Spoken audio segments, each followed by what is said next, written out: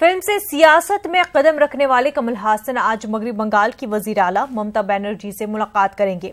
बंगाल के रियासती सेक्रेटरीट में ये मुलाकात होगी। अपनी सियासी जमात MNM की तश्कील के बाद कमल हासन की ममता बनर्जी से मुलाकात को अहम माना जा रहा है।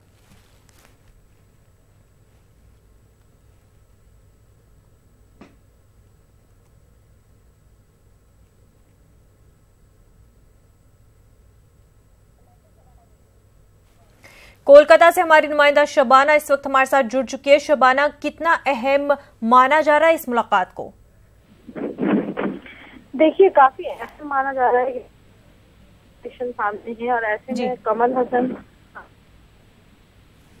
इस तरह से अपोजिशन पार्टियों के बीच ममता बनर्जी एक मजबूत ताकत सामने आई है। उन्होंने जिस तरह से रैली करी कोलकाता में और तमाम जमातों के लीडरान को बुलाने में कामयाब रही है, भीड़ इकट्ठा करी है, तो उसके बाद अगर आज कमल हसन ममता बनर्जी से मुलाकात करते हैं तो उसी तनाजुर में देखा जा रहा है कि अपोजिशन जो खुद को मजबूत करने की कोशिश कर रहा है एक कड़ी और कमल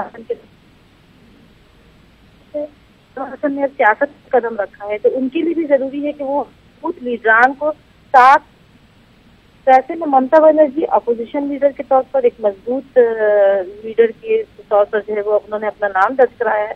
तो ऐसे अगर कमल हसन ममता बनर्जी से मुलाकात करते हैं तो सियासी तौर पर कमल हसन को अपनी पार्टी को मुस्तहकम बनाने में और एक अपोजिशन जमातों के साथ पार्टी को आगे ले जाने में उन्हें काफी कामयाबी मिलेगी, ऐसा माना जा रहा है। और साथ ही साथ ये भी कहा जा रहा है कि अंडमान निकोबार में जिस तरह से ममता बनर्जी ने उम्मीदवार देने का ऐलान किया है, तो ख्याल किया जा रहा है, हालांकि इसकी